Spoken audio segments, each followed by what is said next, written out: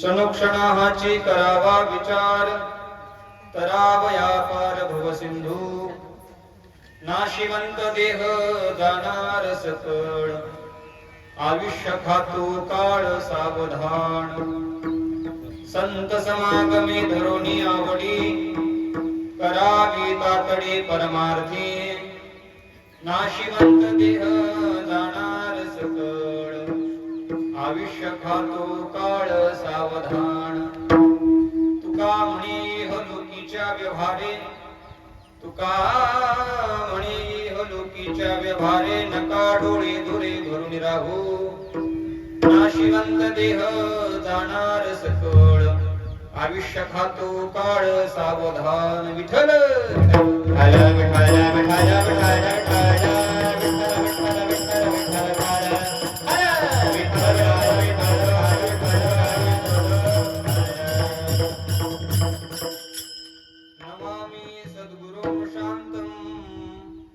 सच्चिदानंद विग्रहं पूर्ण ब्रह्म परानंदं ईशं आनंदी वल्लभं. नमो सद्गुरु तुकया ज्ञान दीपा, नमो सद्गुरु सच्चिदानंद रूपा. नमो सद्गुरु भक्त कल्याण मूर्ती, नमो सद्गुरु भास्करा पूर्ण कीर्ती. कलावज्ञ जीवो धरार्थावतारं, कलंकं तेजोधिकामोदिवक्त्रं. कलानीशवादा पणोदारदक्षं, समाधिस्थमूर्तिं भजे ज्ञानदेवं. नमो विठ्ठला राजया पांडुरंगा, नमो रुक्मिणी माऊली ज्ञानगंगा. नमो पुंडलिका, नमो चंद्रभागा. नमस्कार माझा रुक्मिणी पांडुरंगा. पांडुरंगा तर प्रथम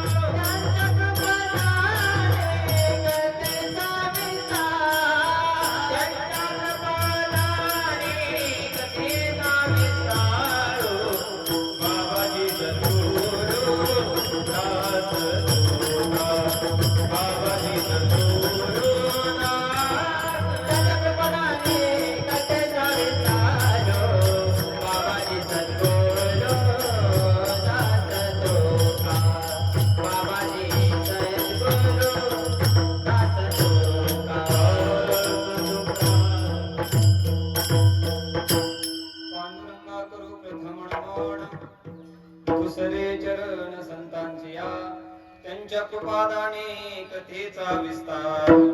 बाबाजी सद्गुरु दास तुका सेवे लागी सेवक झालो. तुमच्या लागलो निज चरणा, अहो स्वामी तुकया देवा.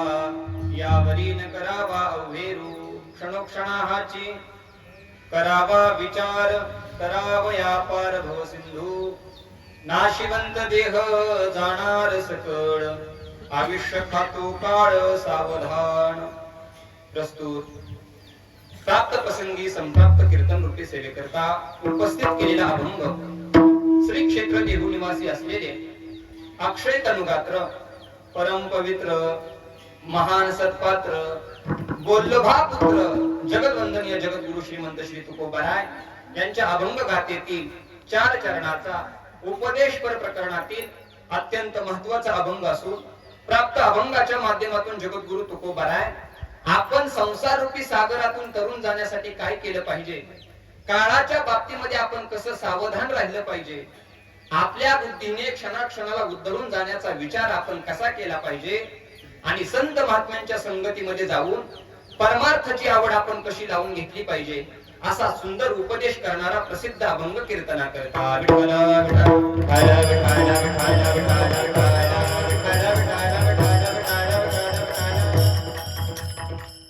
भगवान अकारण कारण करुणावरुणालय रुक्मिणी प्राण संजीवन आनंद कंद भक्त वत्सल दीन वत्सल भगवान पंढरीश पांडुरंग परमात्म्याच्या अनंत असीमा पार करुणेनं कृपाशीर्वादानं कैवल्य साम्राज्य चक्रवर्ती ज्ञानीयांचे राजे साधकांचे मायबाप योग्यांची माऊली अनाथाची माय सकल संत कंठभूषण अलंकापूर पीठाधीश्वर अखंड समाधिगण भगवान श्री ज्ञानोबराय वैराग्य शिरोमणी जगत उद्धारक चैतन्य भूषण सकल खलदंडन जिजाई रमण श्रीमंत श्री तुकोबाराय आदी करून सकल संत महात्म्यांच्या कृपाशीर्वादानं आज आपण या ठिकाणी किम निमित्ताने एकत्रित आलेलो आहोत हे आपल्या सर्वांना ज्ञात आहे.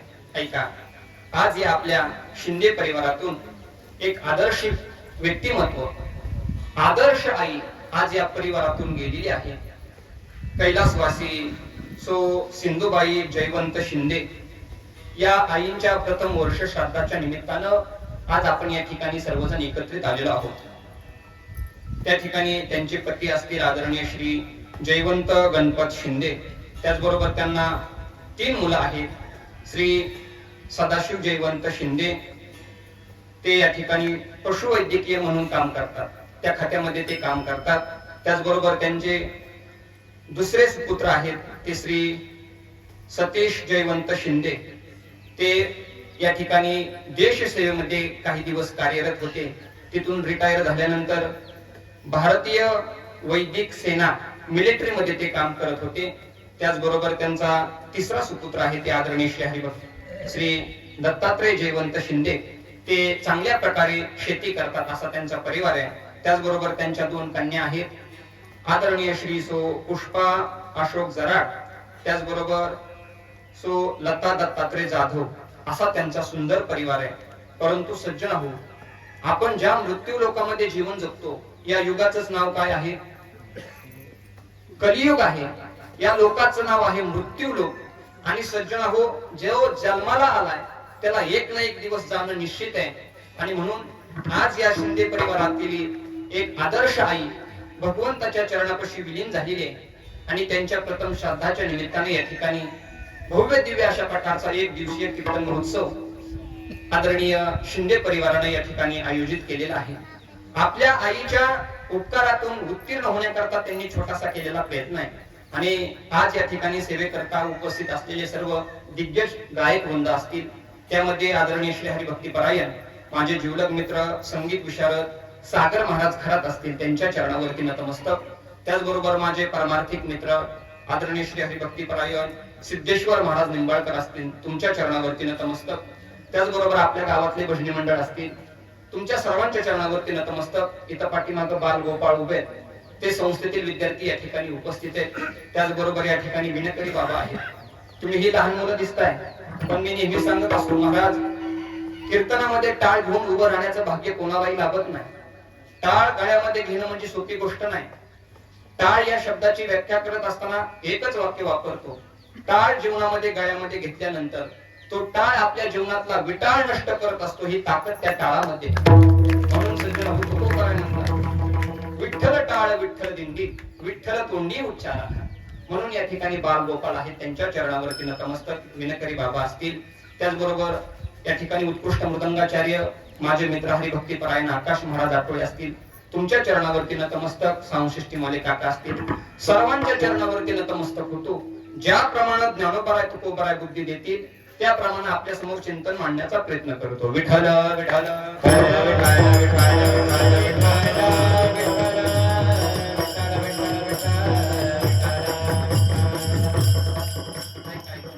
आपल्याकडे अगदी थोडा वेळ शिल्लक आहे. कीर्तनाच्या प्रारंभाला जमलेल्या सर्व मायबाप श्रोत्यांना मी अत्यंत महत्वाच्या 4 सूचना सांगणार आहे. लक्ष देऊन ऐका.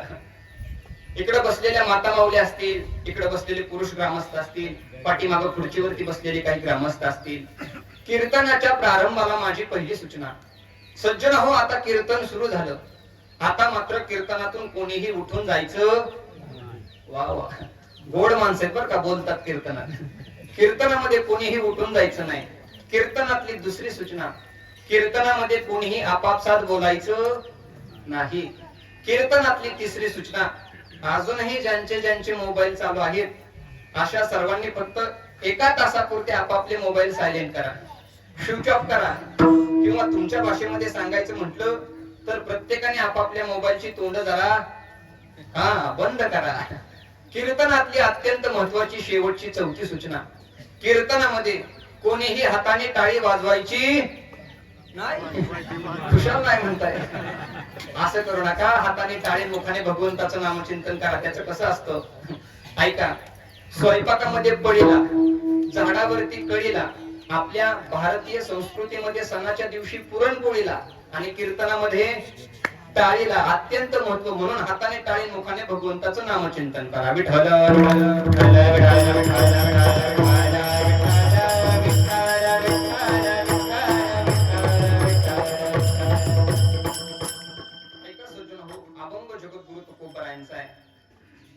या ठिकाणी जन्माला आल्यानंतर आपण कसं जीवन जगलं पाहिजे याच्यावरती चिंतन करणार आहे. लक्ष देऊन ऐका. आजच्या अभंगात जगद्गुरु तुकोबाराय हे संसार रूपी सागरातून तरुण जाण्यासाठी तुम्ही 3 प्रकारचा विचार कराच असा आग्रह धरतात. विठ्ठल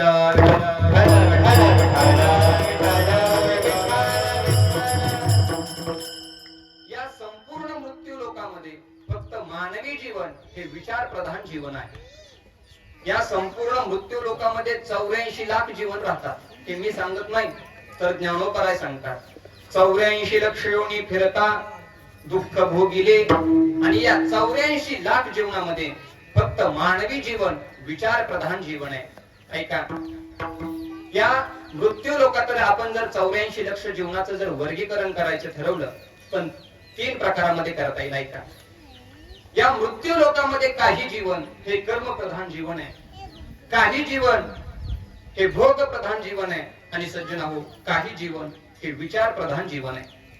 मग कर्म प्रधान जीवन कोणाचं, भोग प्रधान जीवन कोणाचं, आणि विचार प्रधान जीवन कोणाचं? ऐका, कर्म प्रधान जीवन साधू संतांचं, भोग प्रधान जीवन पशु पक्ष्यांचं, आणि विचार प्रधान जीवन या मानवाचं. हे मी सांगत नाही, शास्त्रकार सांगतात. कर्म प्रधानम साधु जीवनम तू, भोग प्रधानम पशु जीवनम तू, विचार प्रधानम नर जीवनम तू, यस्मिन् प्रधान्यम तद्देव कुर्यात्. साधू संतांचं जीवन कर्म प्रधान आहे. संत महात्मे या मृत्यू लोकामध्ये येतात. कशा करता येतात? तर तुमच्या माझ्यासारख्या सामान्य जीवावरती उपकार करण्याकरता संत महात्मे या मृत्यू लोकामध्ये येतात. येते उपकारासाठी आले घर जा वैकुंठी, किंवा जगाच्या कल्याणा संतांच्या विभूती, देह कष्टविती परोपकारी. मी नेहमी सांगत असतो, कुत्र्याला वाहनाची गती कधी सहन होत नाही. प्रत्येकाला टू व्हीलर वरती प्रवास करत असताना अनुभव येतो. कुत्र्याला वाहनाची गती कधी सहन होत नाही. सज्जन हो, संसारिक माणसाला शेजाऱ्याची प्रगती पाहवत नाही पाहवत. कुत्र्याला वाहनाची गती सहन होत नाही, संसारिक माणसाला शेजाऱ्याची प्रगती पाहत नाही. आणि सज्जन हो, संत महात्म्यांना तुमच्या माझ्यासारख्या सामान्य जीवाची अधोगती सहन होत नाही. म्हणून संत महात्मे या मृत्यू लोकामध्ये तुमच्या माझ्यावरती उपकार करण्याकरता येतात. अर्थात संतांचं जीवन हे कर्म प्रधान आहे. सज्जन हो, दुसरा मुद्दा, पशु पक्ष्यांचं जीवन कशा करताय? भोग भोगण्याकरताय. पशु पक्ष्यांचं जीवन भोग प्रधान आहे. कारण त्या पशु पक्ष्यांना पापही कळत नाही आणि पुण्यही कळत नाही. पशु काय पाप पुण्य जाणती, उत्तम मध्यम भोग भोगिती, काही एक उपजताच मरती, बहिर होती अंध पांगुळ मुखी. पशु पक्ष्यांना पापही कळत नाही आणि पुण्यही कळत नाही. ऐका, गावगाव महाराज लोक कीर्तनाला जातात, आणि कीर्तनाला गेल्यानंतर लोक महाराजांची पूजा करतील यात नवल नाही. लोक महाराजांच्या गाडीची पण पूजा करतात. गाडीला हार घालतात, गाडीला हळदी कुंकू वाहतात, आणि मग महाराज घरात गेले की तिथं काही पशु येतात, ऐकताय ना? ते पशु म्हणतात नुसतं हारच काय घातलाय, अभिषेक करायचा राहिलाय. ते पशु पक्षी महाराज त्या गाडीवरती अभिषेक करतात. काय कारण बरं? त्यांना पापही कळत नाही आणि पुण्यही कळत नाही. महाराज लोक कीर्तनाला गेल्यानंतर संध्याकाळचं कीर्तन असलं की मुक्कामाला थांबतात. आणि मुक्कामाला थांबल्यानंतर महाराज लोक म्हणतात चला आमच्या घरी मुक्कामाला. मग महाराज मुक्कामाला गेले की संध्याकाळी दारात चप्पल सोडतात. दारात सोडलेली चप्पल दुसऱ्या दिवशी सकाळी दारात सापडत नाही. महाराज मग कुठं असते? एक चप्पल हौदात, दुसरी चप्पल गंजीवर. का बरं? सापडतच नाही. शेवटी श्वान पथक आणून सापडायची वेळ येते. श्वानानेच नेलेल्या चपला श्वान पथक आणून सापडायची वेळ येते. याचं कारण काय?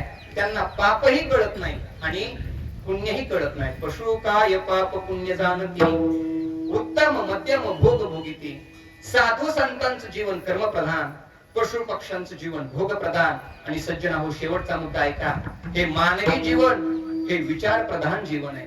तुकोबाराय म्हणतात, या मृत्यू लोकामध्ये जन्माला आला आणि विचार करत नाही तो मानवच नाही. मग तो कोण आहे? खर आहे, खर. आणि खरंच आहे महाराज. हे खरं म्हणजे गाढव.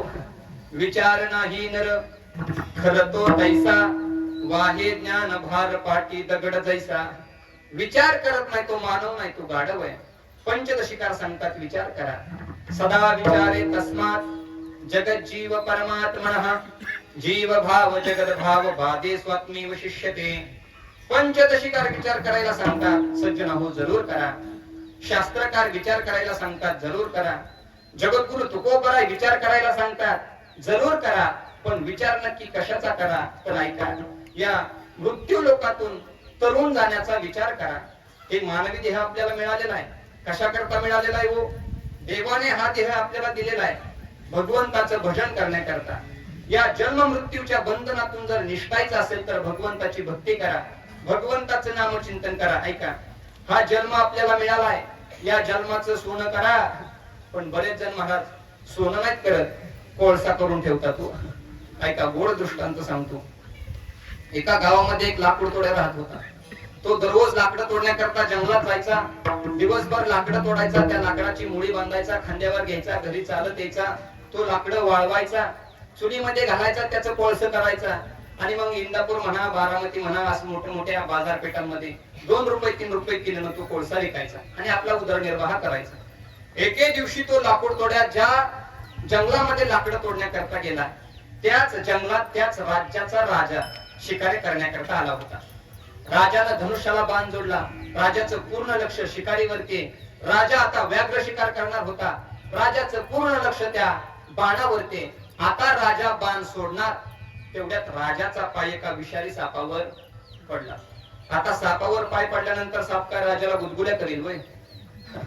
अहो, तो साप राजाला चावणार, तेवढ्यात तो लाकूड तोड्यात त्या ठिकाणावरून चाललेला. त्यानं पाहिलं, अरे नजर चुकीनं राजाचा पाय त्या विषारी सापावरती पडलेला आहे.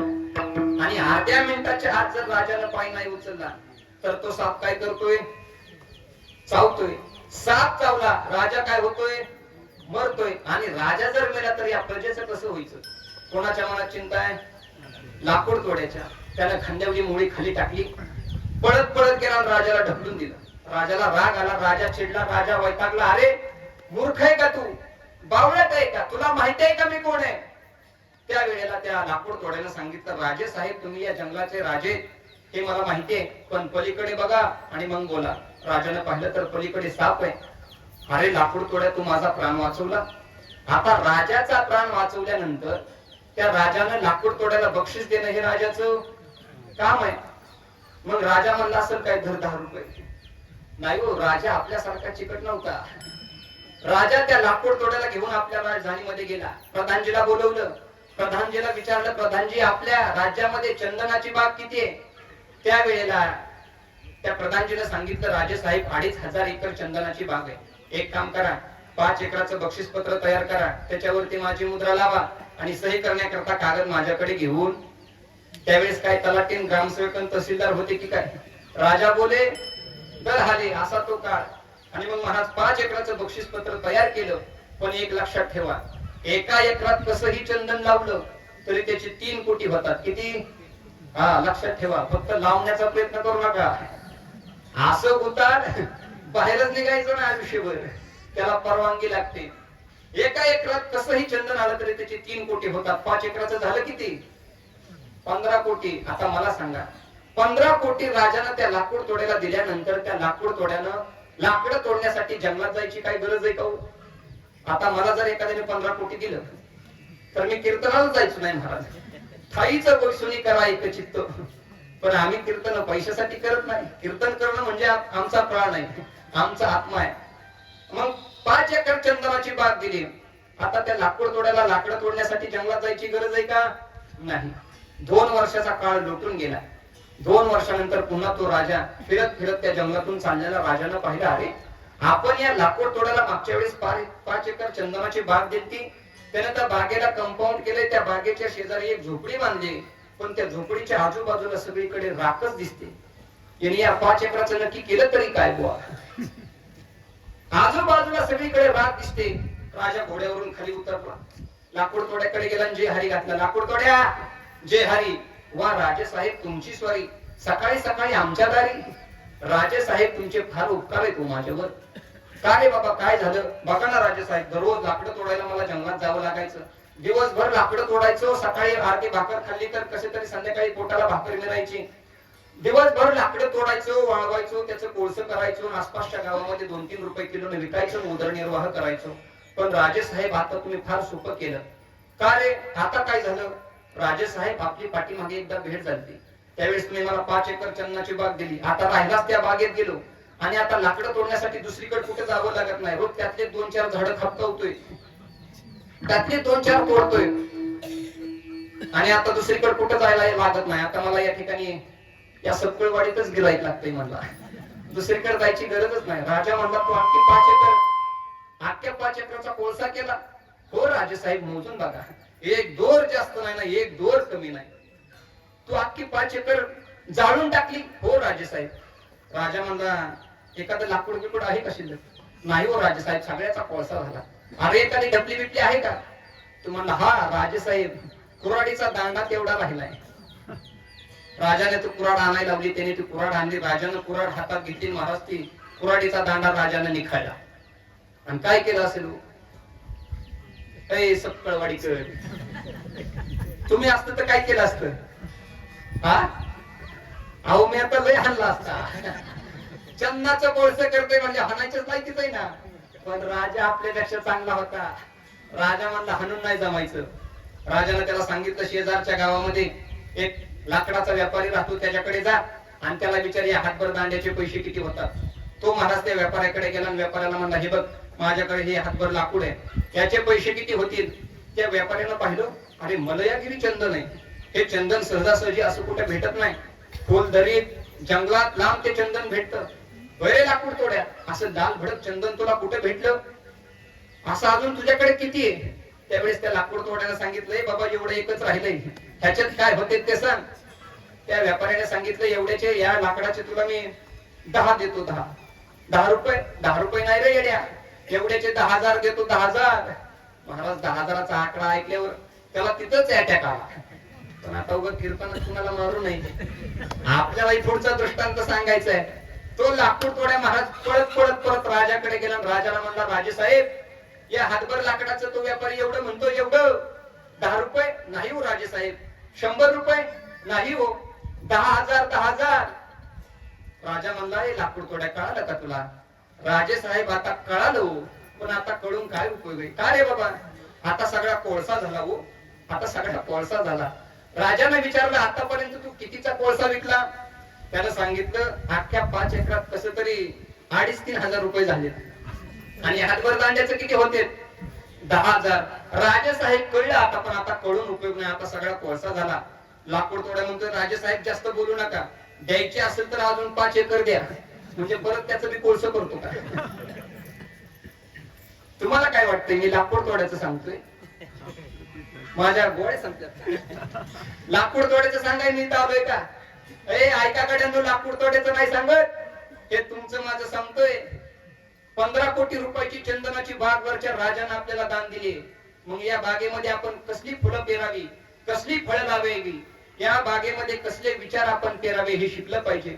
आयुष्य रूपी नावाची चंदनाची बाग मिळालेली, या आयुष्य रूपी नावाच्या बागेचा नाश करू नका, करू नाश.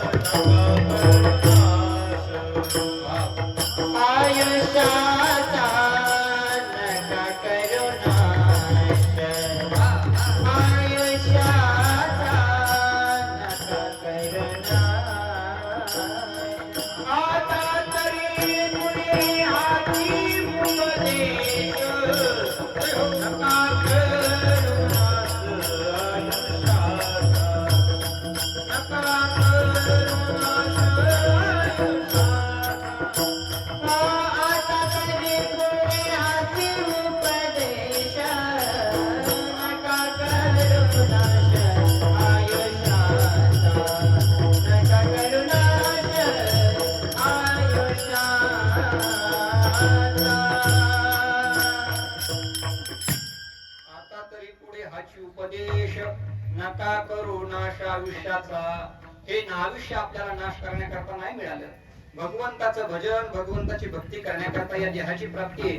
मी नेहमी सांगत असतो ऐका, या जगामध्ये दोन प्रकारची लोक राहतात. एक कृतज्ञ आणि दुसरा कृतघ्न.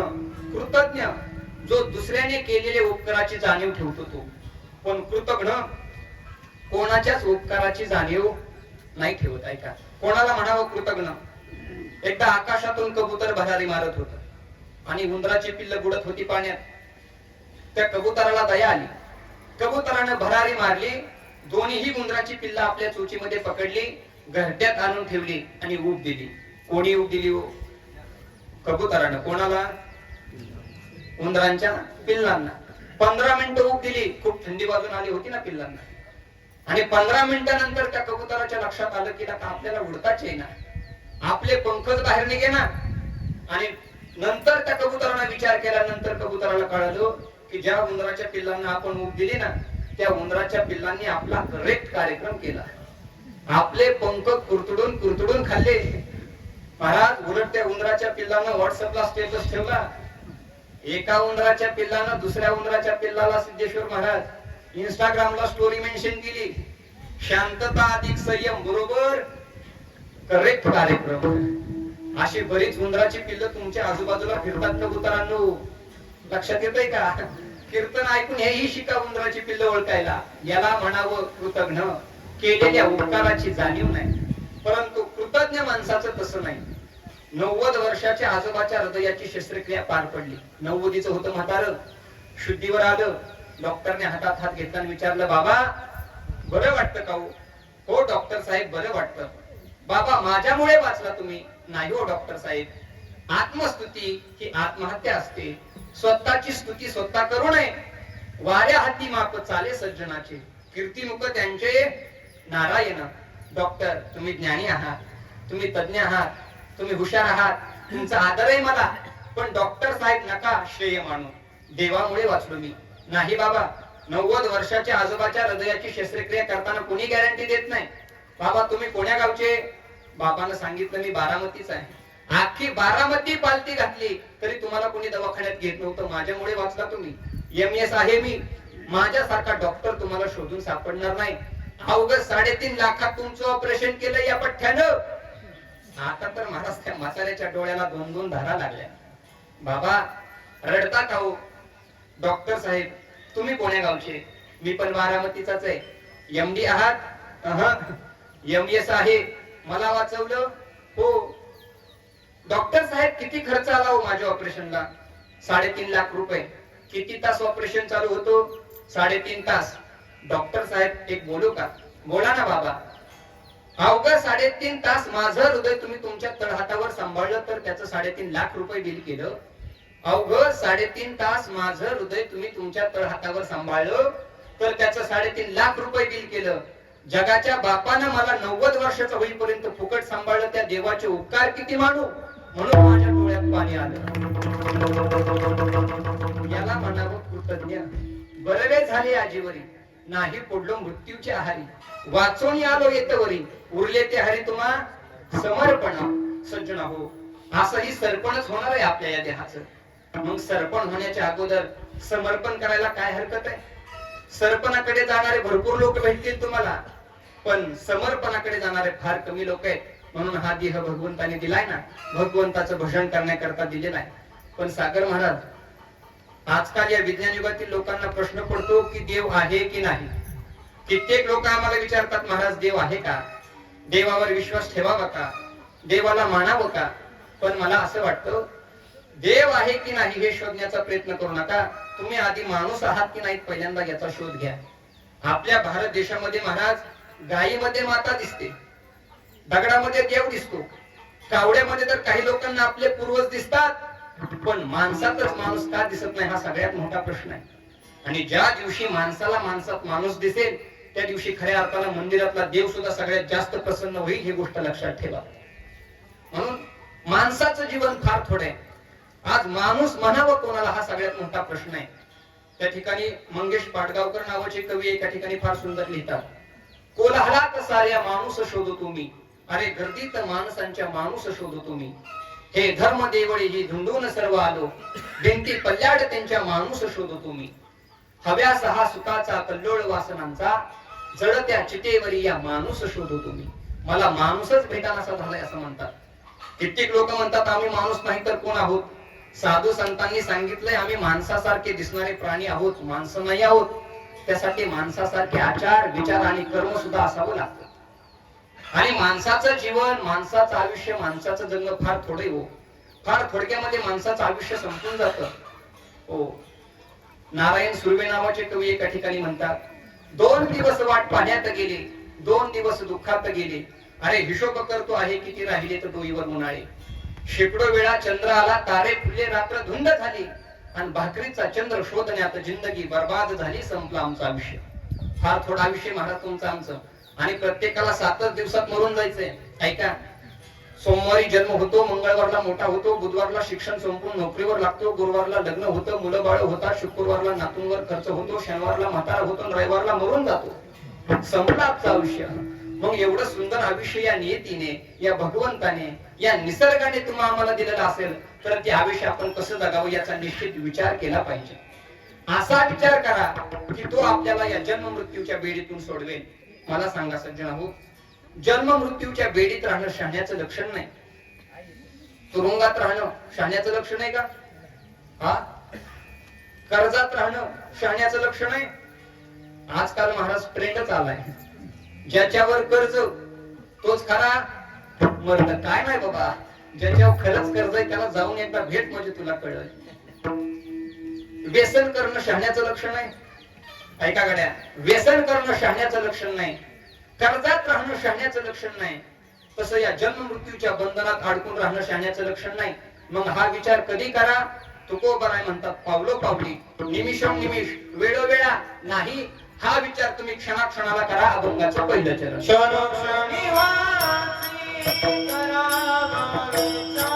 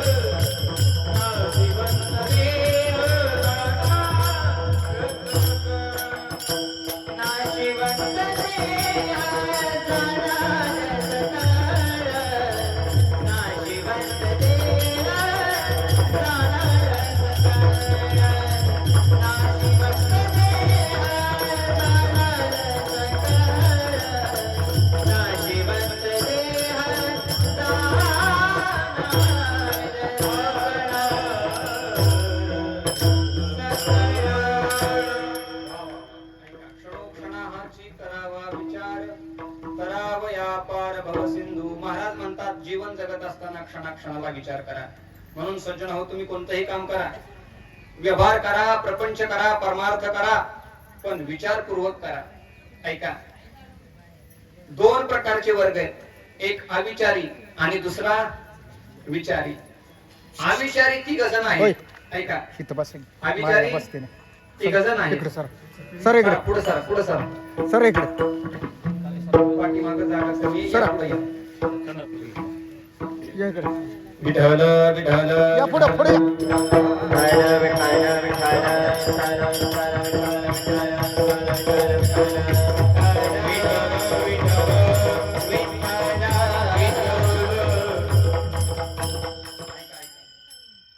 दोन प्रकारचा वर्ग आहे, एक अविचारी आणि दुसरा विचारी.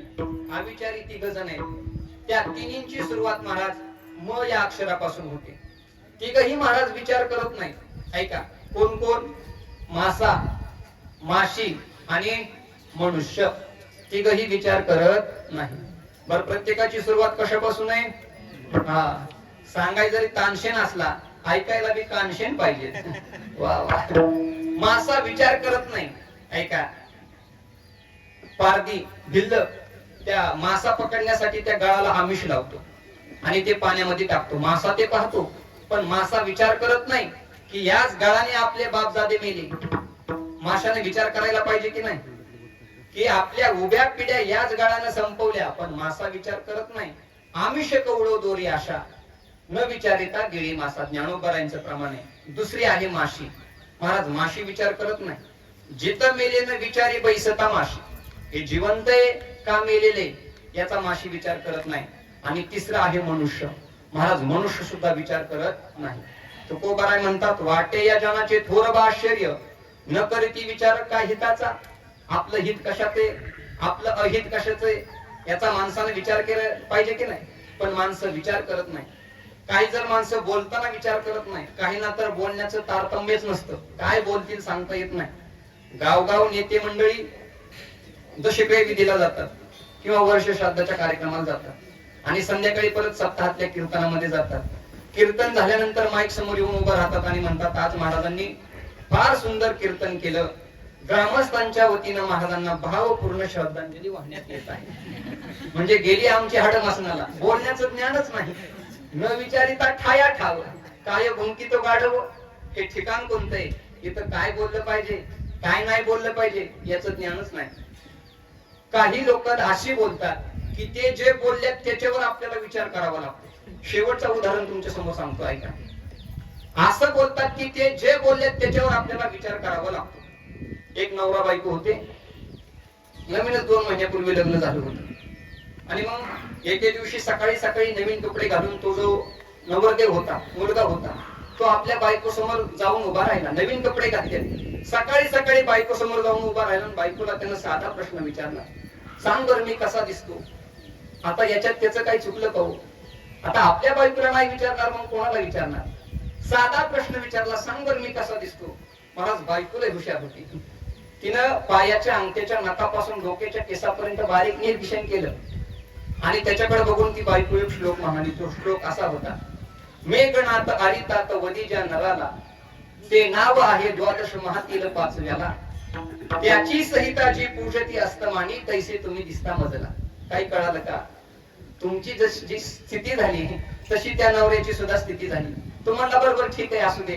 त्याला बी कळालं नक्की स्तुती करते की निंदा करते का 4 शिवे देते. तो म्हणला ठीक आहे असू दे असू दे, पण तू आता जो श्लोक म्हणाली तो श्लोक मला एका कागदावर लिहून दे बरं. तिनं तो श्लोक कागदावरती लिहून दिला. दुसऱ्या दिवशी ऑफिसला जात असताना हा महाराज गावातल्या संस्कृत पंडिताकडे गेला आणि पंडिताला सांगितलं, मी काल नवीन कपडे घालून बायको समोर उभा राहिलो, साधा प्रश्न केला, सांग मी कसा दिसतो. तर तिनं माझ्याकडे बघून हा श्लोक म्हणाली, या श्लोकाचा अर्थ मला सांगता का? संस्कृत पंडित हुशार होते, ज्ञानी होते, त्यांना तो श्लोक वाचला.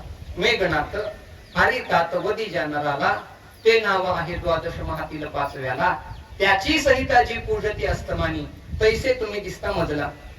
ते म्हणले अर्थ फार सोपा, एका एका वाक्याचा अर्थ सांग. त्यांनी विचारलं मेघनाथ कोण होता तुला माहितीये का? आठवतं का मेघनाथ कोण होता? त्याने थोडं डोकं लावलं. तू म्हणला मेघनाथ रामायणातील रावणाचा मुलगा होता. म्हणला बरोबर आहे. मग त्या मेघनाथाचं युद्ध कोणाबरोबर झालं? म्हणला लक्ष्मणाबरोबर झालं. बरोबर आहे. लक्ष्मणाच्या वडिलांचं नाव काय? दशरथ राजा. बरोबर आहे. दशरथाच्या हातून अजाणतेपणे चुकून कोण मारलं गेलं? श्रावण बाळ. बरोबर आहे. श्रावण अजून काय? तो म्हणला श्रावण महिना आहे. मग श्रावणात पहिल्या अमावस्याला कोणता सण असतो? तो म्हणला पोळ्याचा. मग पोळ्याच्या दिवशी कोणाला सजवतात? त्या सजवलेल्या बैलासारखा दिसतो म्हणजे ती तुझी बायको. विठ्ठल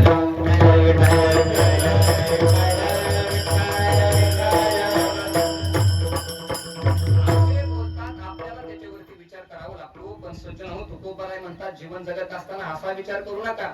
या संसार रूपी सागरातून तरुण जाण्याचा विचार करा. महाराज हा विचार का करा? तर हा देह कसा आहे? महाराज अभंगाच्या दुसऱ्या चरणात सांगतात. नाशिवंत देह जाणार सकळ, नाशिवंत देह जाणार सकळ,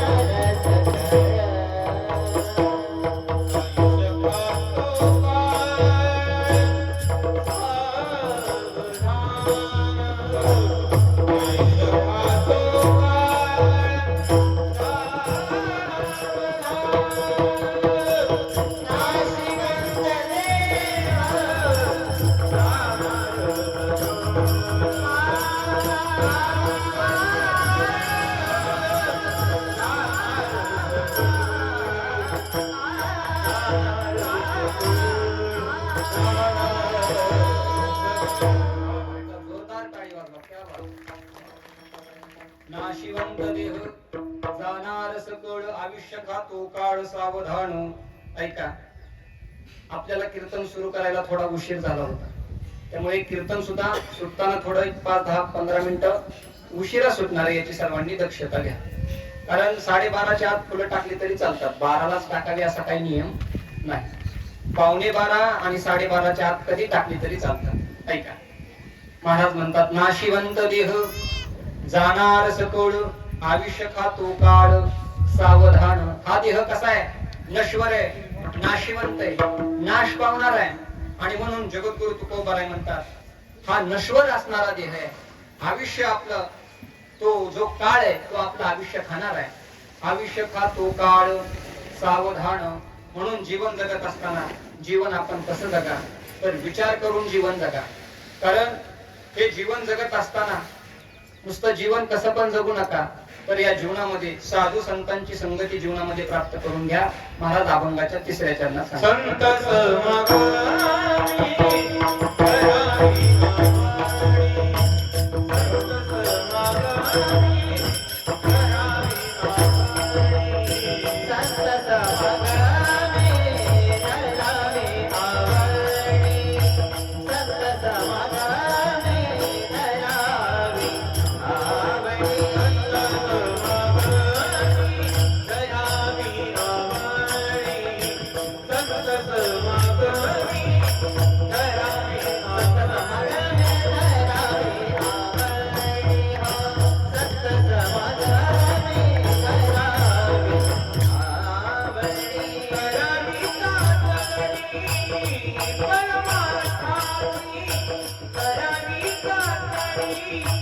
परमार्थाची करावी तातडी परमार्थाची करावी तातडी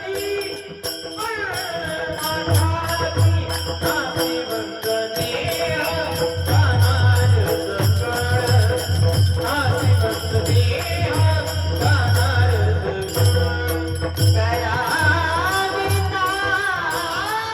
करावी तातडी परमार्थाची नाशिवंत देह जाणार सकळ नाशिवंत देह जाणार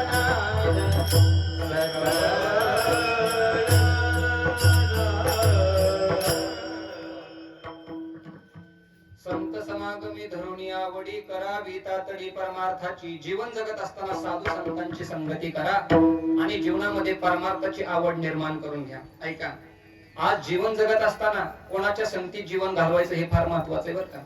म्हणून मी नेहमी सांगत असतो, खऱ्या लोकांच्या संगतीला बसा, पण खोट्या लोकांच्या पंक्तीला कधी बसू नका.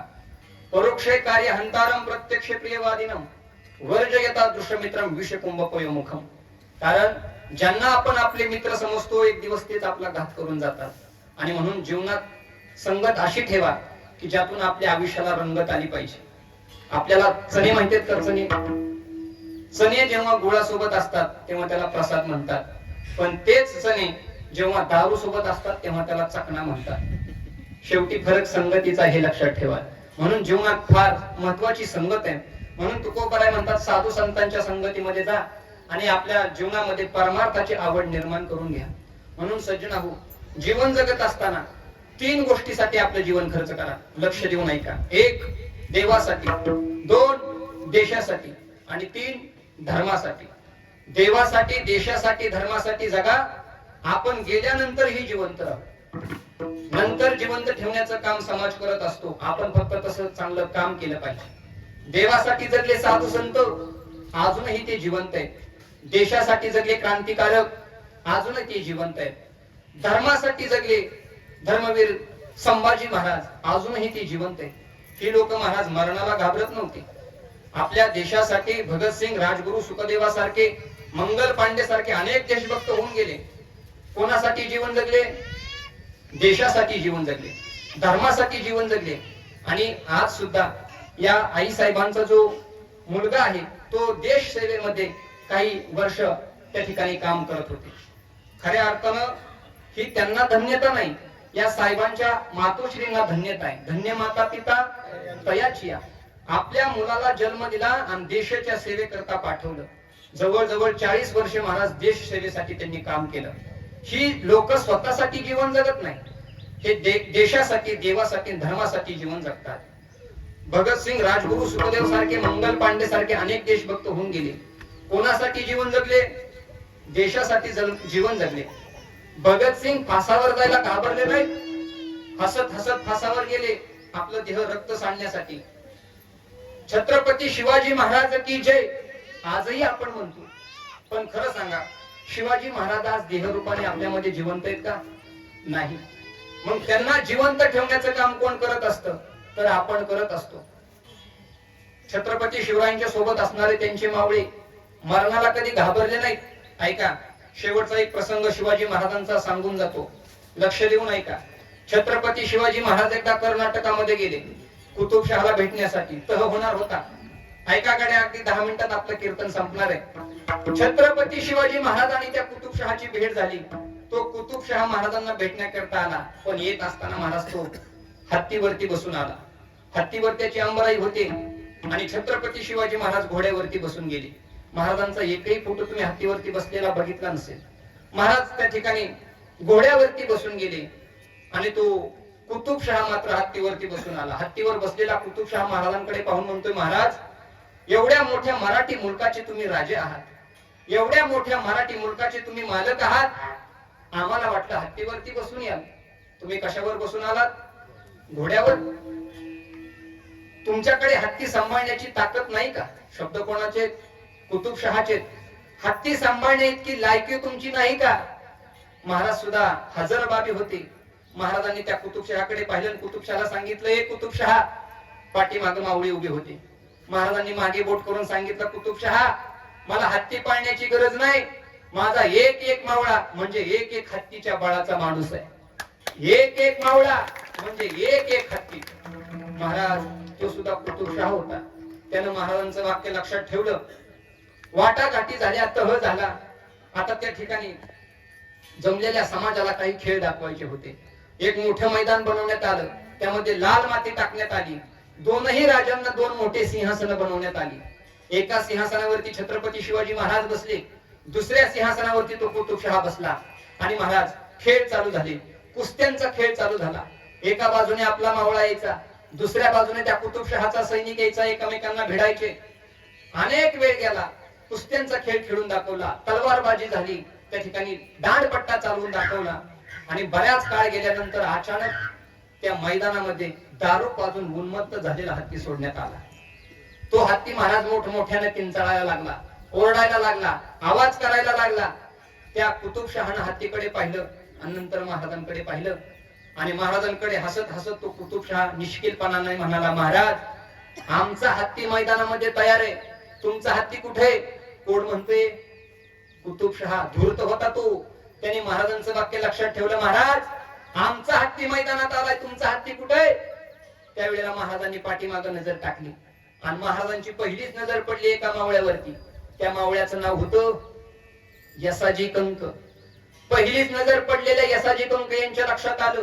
यसाजी कंक समोर आले, महाराजांच्या समोर येऊन उभा राहिले. महाराजांना त्या ठिकाणी मुजरा केला. मुजरा करत करत तो यसाजी कंक म्हणाला, महाराज तुमचा शब्दही पडणार नाही आणि तुमचा हत्ती सुद्धा पडणार नाही. महाराज आला ना तो यसाजी कंक मैदानात, एका हातामध्ये तलवार, दुसऱ्या हातामध्ये ढाल घेऊन यसाजी कंक मैदानात आले. आता त्या ठिकाणी युद्ध चालू झालं. एके वेळेस हत्ती किंचाळ्याचा आवाज यायचा. पूर्ण समाज तो खेळ पाहत होता. सगळेजण लक्ष देऊन ते खेळ पाहत होते. एका बाजूने हत्ती किंचाळ्याचा आवाज यायचा, तर दुसऱ्या बाजूने जय भवानी, जय शिवाजी, हर हर महादेवाची गर्जना ऐकायला यायची. पण महाराज आता असं झालं, मैदानात यसाजी कंक दिसत नव्हता आणि हत्ती सुद्धा दिसत नव्हता.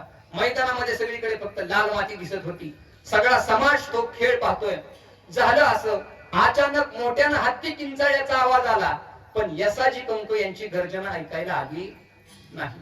जमलेले लोक हळहळ व्यक्त करू लागले की त्या हत्तीच्या धडकेमध्ये यसाजी कंक संपला, दाबल्या गेला हत्तीच्या पायाखाली. सर्वांना महाराज त्या ठिकाणी काळजी वाटू लागली, हळहळ व्यक्त करू लागले. पण त्या हळहळ व्यक्त करण्यामध्ये काही एक काळ गेला. हळूहळू लाल माती खाली बसायला लागली आणि समोरून पुसट पुसट यसाजी कंक येताना दिसला. एका हातात तलवार आणि दुसऱ्या हातात हत्तीचं मुंडकं घेऊन तो आला. महाराजांच्या समोर येऊन उभा राहिला. हत्तीचं मुंडकं बाजूला फेकून दिलं. महाराजांना मुजरा केला. मुजरा करत करत तो यसाजी कंक म्हणाला, महाराज तुमचा शब्द सुद्धा पडला नाही आणि तुमचा हत्ती सुद्धा पडला नाही. हे पाहून त्या कुतुबशहाला आश्चर्य वाटलं की एखादा माणूस हत्तीच्या बळा एवढा हसू शकतो. महाराज त्या कुतुबशहानं त्या छत्रपती शिवाजी महाराजांना विनंती केली की महाराज सगळे गड किल्ले तुम्हाला घ्या, पण एकटा यसाजी कंक तेवढा द्या, एकटा यसाजी कंक द्या. महाराज म्हणजे येड्या, अख्खा मुलूक देईल पण यसाजी नाही देणार.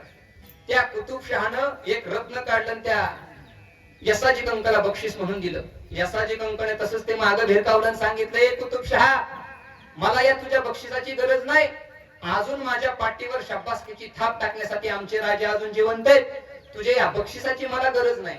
आणि महाराज ही लोक कोणासाठी जीवन जगली? देशासाठी जीवन जगली, धर्मासाठी जीवन जगली, देवासाठी जीवन जगली. आणि म्हणून आपण सुद्धा जीवन जगत असताना 3 गोष्टीसाठी आपलं जीवन खर्च करा. जीवनातला काही काळ देत चला. आज आपण पाहतोय नको नको ते दृश्य या ठिकाणी धर्माच्या बाबतीमध्ये घडू लागले.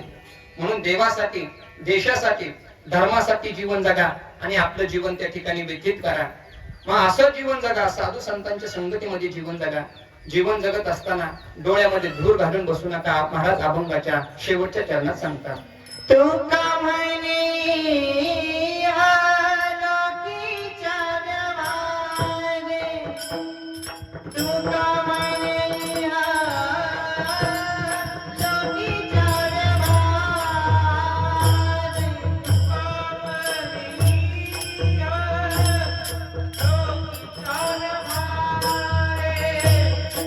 तुका म्हणे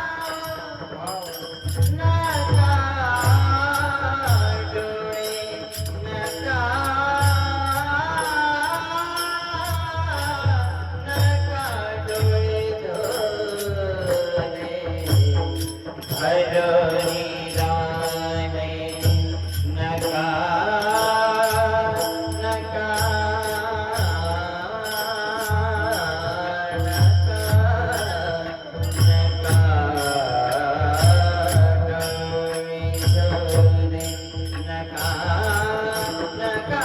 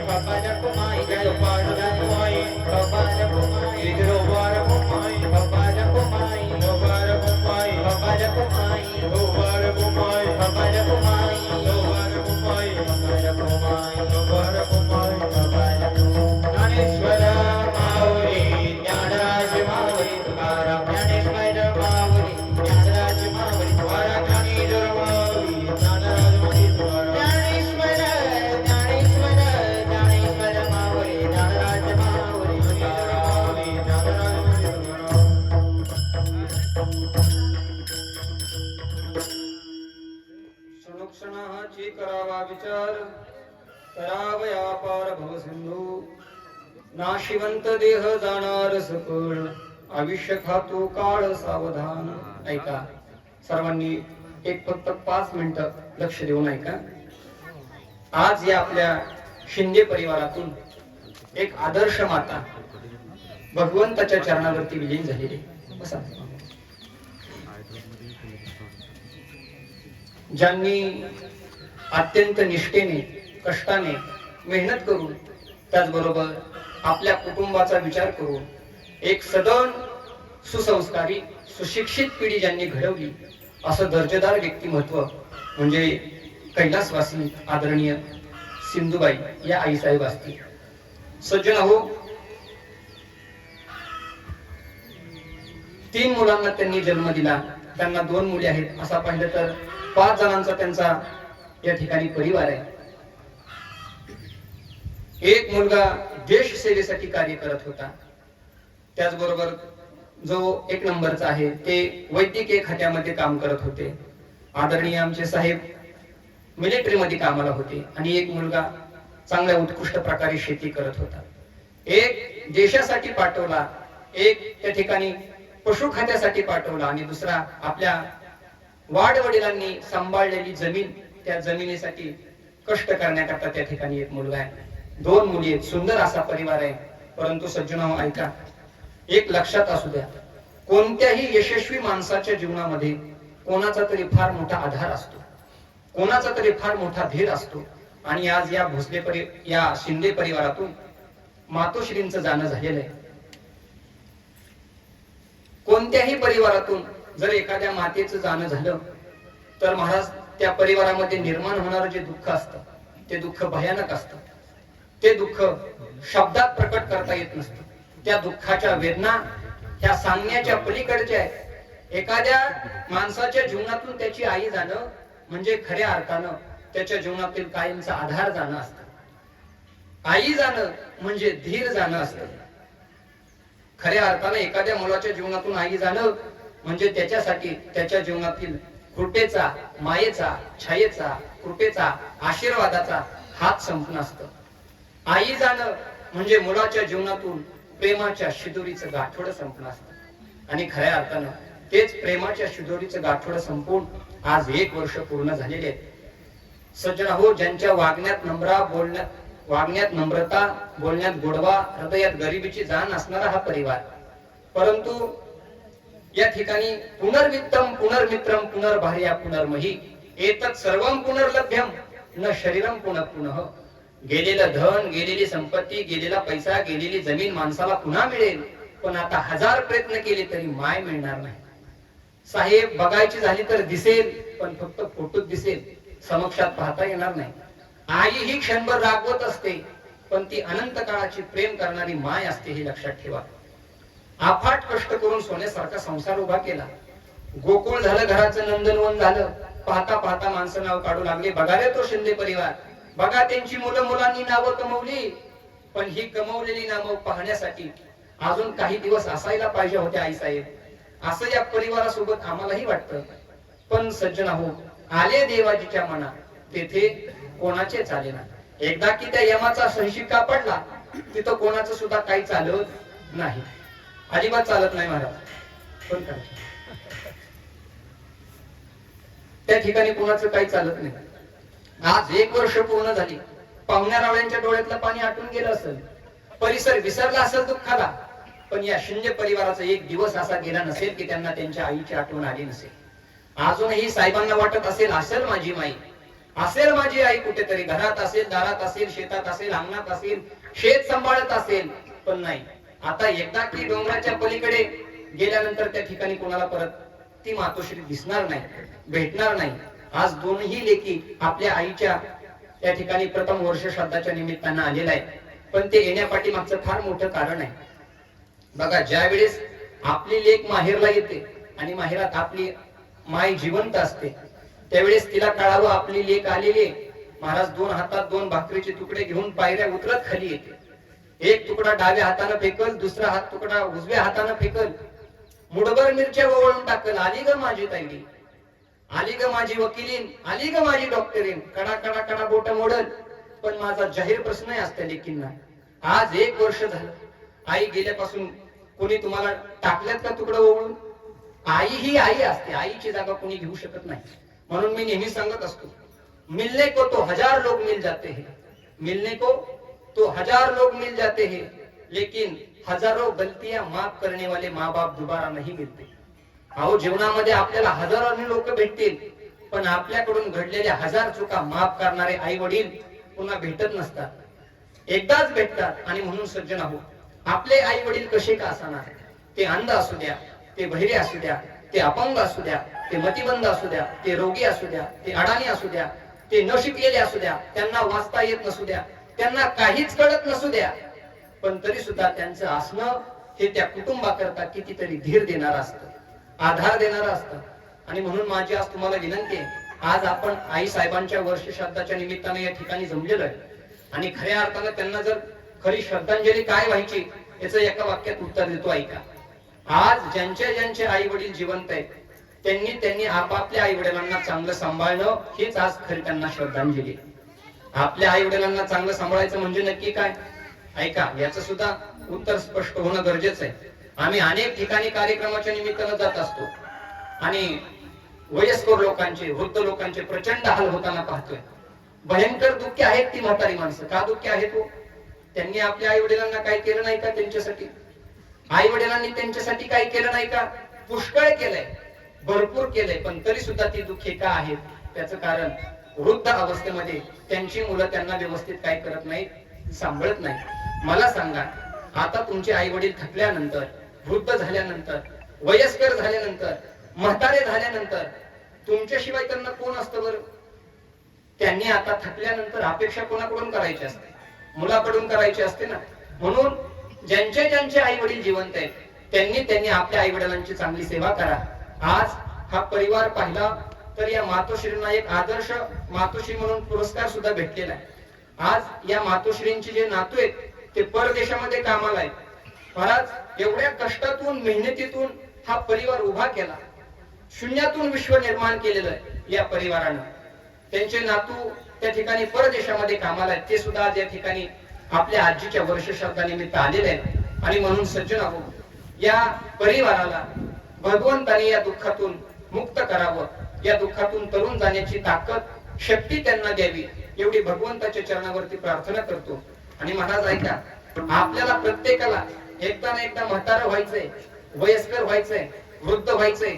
त्या दृष्टिकोनातून आपल्या घरातल्या वडीलधाऱ्या माणसांची सेवा करा, त्यांना चांगलं सांभाळा, एवढीच तुमच्या चरणावरती मी विनंती करतो. आणि या परिवाराला या दुःखातून मुक्त करावं अशी भगवान पंढरीश पांडुरंग परमात्म्याच्या चरणावरती त्या ठिकाणी विनंती करतो, भगवंताला प्रार्थना करतो.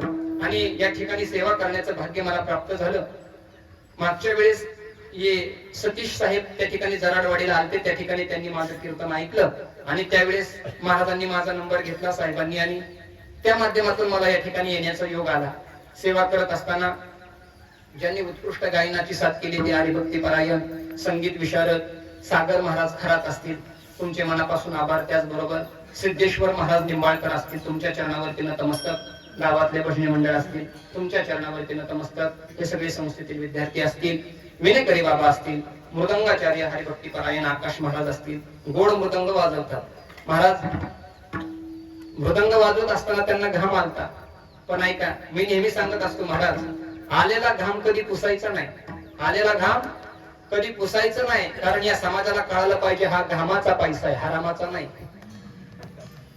मी मृदंग वादकाचं जास्त कौतुक करतो, त्याचं कारण त्यांच्या हातामध्ये अशी जादू आहे, मेलेल्या जनावराच्या कातड्याला सुद्धा विठ्ठल विठ्ठल बोलायला लावणारे त्यांच्या हात आहेत. पण सज्जन हो, आपलं तोंड सुद्धा विठ्ठल विठ्ठल बोलत नाही, ही फार मोठी शोकांतिका आहे. असू द्या, उत्कृष्ट मृदंग महाराज वाजवतात. तुम्ही शांत चित्तानं माझं कीर्तन ऐकलं, तुमच्या चरणावरती नतमस्तक.